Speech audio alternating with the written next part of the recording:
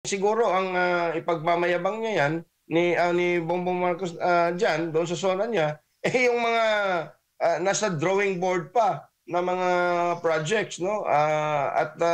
Sa tingin ko, eh, there is no high impact, especially on the infrastructure projects, na pwedeng ipagmayabang nitong Bongbong Marcos sa kanyang SONA talaga. Wala akong nakikita talaga na very significant na proyekto or programa na pwede niyang ipagyabang doon diyan sa SONA. Nung una kasi ang nagsabi una na hindi siya dadalo ng SONA ay ang SecGen ng House of the Representative. Ngayon, kinumpirma na nga niya ito at ang sabi niya dito, and I quote, providing anything substantial, wala daw hindi daw magbibigay ng anything substantial about the country ang si Marcos. Sabi pa niya dito, it would be best to spend the time with the Filipino community discussing what we can do for the country and to improve the country. So yun yung kanyang naging rason patungkol doon sa hindi pagdalo or hindi pag-attend ng SONA next month ni Marcos Jr., Sir EB. Tama, no? Kasi nga, the last SONA, ano ba narinig natin? 5,500 flood control projects na na-fact check by a succession of 3 or 4 storms. Ngayon, the same thing. So ano ba yung ipagbibida niya doon? No? Kasi yung SONA kasi is to report to the people ano yung nangyari sa kanyang previous development plans or development projects, and moving forward, anong makikita ng kanyang mga constituents, no? Sa next fiscal year, and even to the end of his term. Pero wala tayong maasahan na maririnig doon. Siguro makikita natin yung mga pabunggahan ng mga gown ng mga kongresista at mga senador doon. Pero sa tingin mo, Sir EB, ano kaya ang kanyang ipagmamalaki sa darating na SONA based na rin sa nakalipas na mga buwan o nakalipas nitong isang taon? For sure, ipagmamalaki niya yung kanyang 20 pesos na bigas. Kasi kapansin-pansin, marami siyang mga ginawa, no, na parang tuloy-tuloy yung ano niya. Kasi nabanggit niya doon sa una niya mga interviews, na aminado siya na yung mga malalaking project, meron daw malalaking project na hindi daw ramdam ng tao, nakakaligtaan na raw yung mga maliliit na mga bagay na yun yung importante daw sa mga tao na kaya nga nagkaroon siya ng pagsisibak o pagtatanggal kuno sa mga kanyang mga part ng kanyang gabinete. Ano sa tingin mo? Yung ang tawag dito, subway, kasi kasama ba yun? Pati yung sa mga MRT, ano bang mga significant kaya or kanyang mga munting accomplishment na nagawa nitong nakalipas ang maaaring maging bahagi ng kanyang SONA or magiging ano na ba siya nito? Kumbaga maging safe ba siya sa kanyang pagsasalita? Kasi nung last time, yung 5,000, nabanggit mo nga, 5,500 na flood control project, finak-check agad yun ng kalikasan at talagang nabash ng husto ang gobyerno noon mula sa taong bayan, Sir EB. Well, tama ka rin, no? I agree with sa lahat ng mga sinabi mo, no? Siguro, ang pinaka-highlight ng SONA na yan will be the 20 per kilo na bigas. Kasi nga nagpalabas na rin si Martin Romualdez, no, na they will support it because you need money. You need government money to subsidize rice para lang maibenta mo. You buy high, you sell low, meaning lugi ka. Saan mo kukunin yun? So dapat mag-appropriate sila doon sa Congress sa next budget for 2026, no?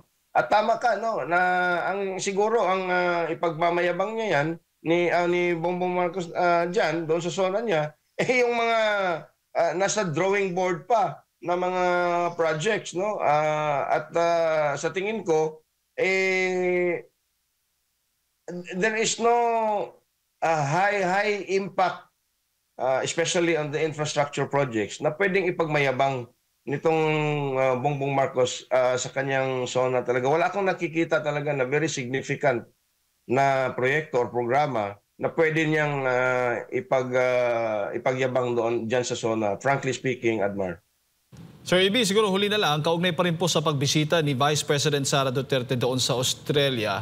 Sa tingin mo, kung sakali mang mabibigyan ng interim release si dating Pangulong Rodrigo Roa Duterte, ang Australia isa sa mga lugar na possible na magandang lugar kung saan maaaring puntahan ng dating Pangulo?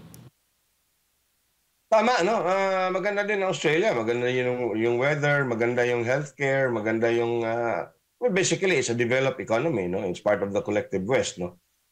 Maganda din yung Japan, no? Although yung acclimatization, kung pwede ba si Pangulong Duterte dyan, hopefully nga, no? Mag-grant na yung interim release niya even before the September 23 confirmation hearing. Now, whether it's Japan or Australia, no, kahit saan man, no, basta hindi na lang siya nakakulong doon sa hearing. Yung punto ko po, yung relasyon ba ng Australia at ng dating Pangulo noon, malapit naman at hindi naman ganoon ka layo during sa kanyang panahon, Sir AB? Oh, well, yes, no.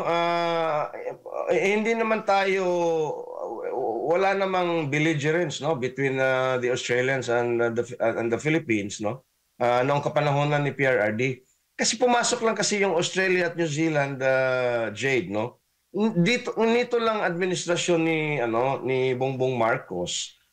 Noong napag-usapan na at inimplement na nga nila yung NATO expansion in the Indo-Pacific, no, to counterbalance China, because the Americans are confronting two wars in two fronts, no, the Gaza genocide and then the Ukrainian-Russia conflict. No, so they need their allies here in the Indo-Pacific for that yung pagpalibutan nila at intimidate yung China. Kaya na-recruit ni Bongbong Marcos itong Australia at itong New Zealand nga, including the other European countries. Meron na tayong mga reciprocal access agreement kung sino-sino na lang. The Dutch Navy will be here, magpapatrolya. The French Navy, they're talking to the Germans na rin, even the British. So this is just a part of the bigger NATO and NATO allies, no, na pumapasok na sa Indo-Pacific, Jade. Anyways, nilinaw naman ng VP Sara na wala namang walang kinalaman yung interim release naman ang dahilan kung bakit siya pumunta ng Australia, kundi ay makipagkita ng personal sa ating mga kababayan doon. Sir Ibi, siguro huling mensahe po ninyo para sa ating mga kababayan. Well, ang mensahe ko lang sa ating mga kababayan is to keep our eyes on the prize, and the prize being to bring PRRD back home. O at least man lang ay mabigyan siya ng interim release, no?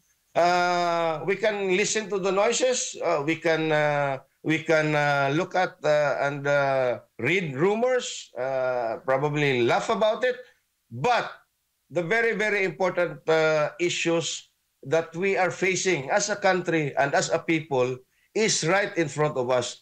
Please lang, ang masasabi ko, lalong-lalo na sa mga supporter ng mga Duterte, we keep eye on the prize. They will be sowing division, no? Divide and conquer strategy. Pag-aaway-awayin tayo mga supporters ng mga Duterte. And when that happens, tayong lahat po ang will suffer, no? If that really comes into play na in the next. So, maging mapanuri tayo lahat at mapagmatyan.